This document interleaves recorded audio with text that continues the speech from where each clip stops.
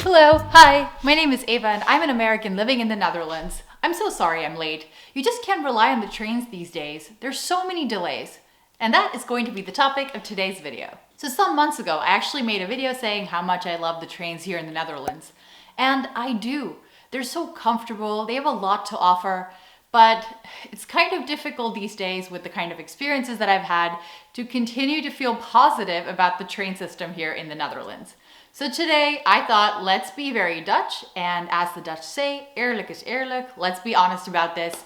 I've had some negative experiences that I wanted to share with you today to see what went wrong, what could have gone better, and to save the beloved trains here in the Netherlands, because there is so much potential there, and I just really hope that we don't go backwards in terms of progress as opposed to moving forward. So part one, I want to talk about my recent experiences with the trains. The trains here in the Netherlands have different companies. One main company is NS, and my experiences are primarily with NS. So is this a video hating on NS? Maybe, maybe not. I'll leave that for you to decide. Lately, however, I've been noticing some strange train-related behavior on my part. So it starts off with mild, innocuous changes to my routine because I have to commute to work and I commute via train. Shocking, I know, because I'm American and you expect me to drive everywhere, but I don't drive and I actually like trains. Hence this video. So one change that I've noticed is that if I have to make an important meeting at work, then I will take a train earlier. Now this just sounds like it should be common sense, but I've noticed myself doing that more and more lately. Before, I would kind of just take the train that would get me there on time and I wouldn't have any problems with it. But lately, I've noticed a lot more delays, so I've started adjusting my routine and schedule accordingly. And I've noticed my colleagues also saying the same things where they say that they need to leave a lot earlier if they want to be somewhere else on time. And I'm talking additional hours added to their travel time just to make sure that they'll get somewhere. And I remember when I moved to the Netherlands that this wasn't quite the case.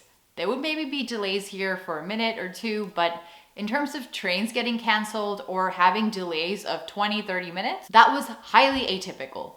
These days, not so much. Okay, and this doesn't seem that bad, but then the other thing I started noticing myself doing was that previously I used to leave my work at a certain time in order to make the train at a certain time. These days, I'm not so strict with my timing because if I leave 5 minutes later, chances are I'll still make the train. This is a thought I actually have really regularly, and I thought that was normal. It shouldn't be normal that you expect the train to be late. You should expect the train to be on time, and you would be late if you left your work late to make that train. I didn't even think there was something wrong with this, but I can see clearly now. Now I wanted to get into an incident with NS, the Dutch trains, that I experienced earlier this week that actually led me to make this video, because at that point I thought to myself, enough is enough. We need to talk about this. So earlier this week, I went to see a Harry Styles concert in Amsterdam Belmer Arena. Now, I don't live in Amsterdam, so that would mean that I would have to take the train to Amsterdam Belmer Arena.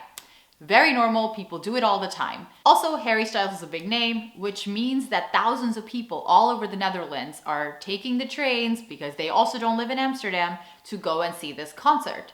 Now, what happened was that day, there were no trains into Amsterdam. So people ran into delays.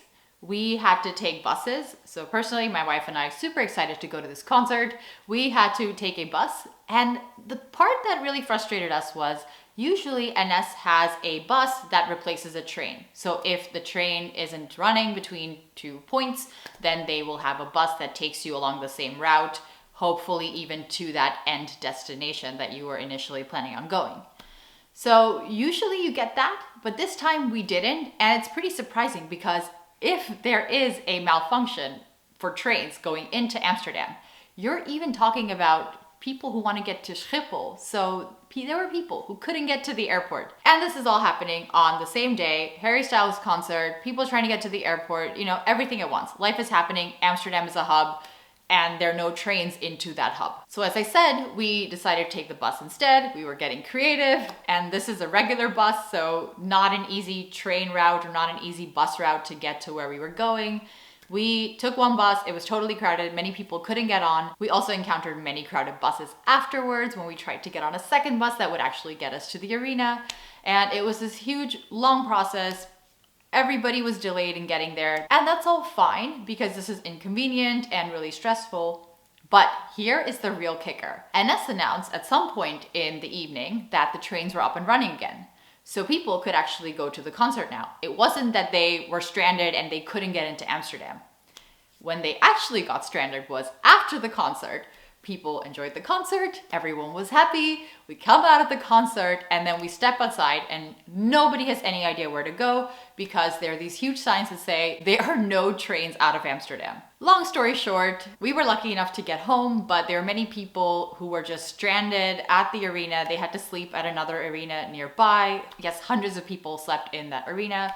People were sleeping at train stations. It was awful. And everyone was so stressed. I really felt bad for teenagers and internationals in particular because, they have the least amount of experience in the Netherlands. But again, throughout that whole time, we were thinking, NS, why didn't you send any buses to pick people up? And they actually responded to this saying, well, 50,000 people went to see the concert and each bus can only hold 50 people, so we don't have that many buses. What kind of logic is that? Not everybody lives outside of Amsterdam. Not everybody took the trains to the arena. In the end, about 500 people slept in the arena close by, and I'm sure they were more scattered all around Amsterdam, but they could have just sent some buses. Not everybody needs to go to the same place, but you could send some buses to help those people. I think to me, it just shows that they were not prepared or didn't know how to approach the situation as they should have, because they were not doing everything they could in their power to help out people who were stranded. Although I guess the next morning they provided people who slept at the stations with tea and coffee, so I think that makes up for all of it. Okay, so again, I didn't just make this video to rant about NS, but after hearing these experiences, absolutely legit for me to continue ranting about NS. But that is not what I wanted to do in this video. What I wanted to talk about was how if this keeps happening and trains become unreliable, then more people are going to drive. And I actually feel like that's a shame because A, I love the trains in the Netherlands when they actually run, and B, there's so many developments happening in the Netherlands that I'm so excited about, and I just fear that if the trains are not as reliable, then those developments are actually going to fall behind.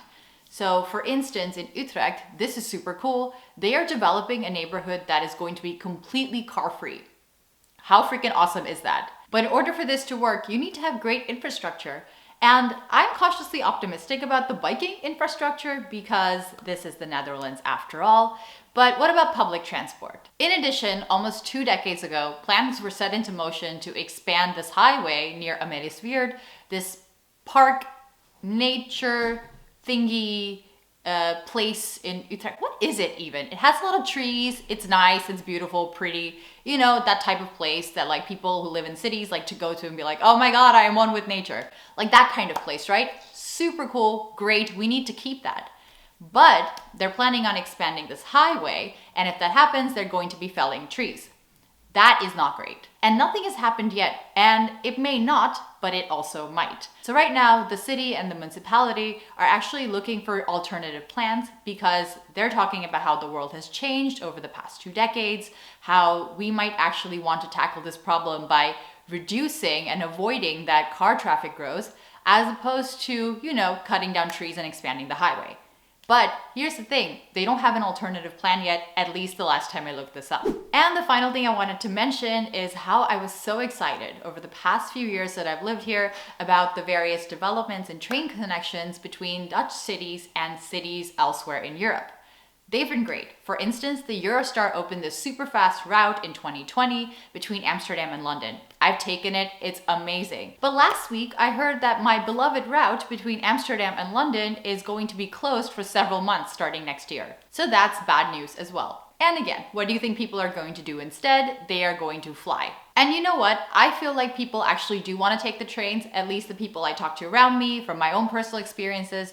But what are you going to do if there are no trains? So I really hope that we can learn from all of those things that are not working right now, because poor public transport and highways everywhere is one of the reasons I left the US. And let me tell you, we have these things in America and it's not great.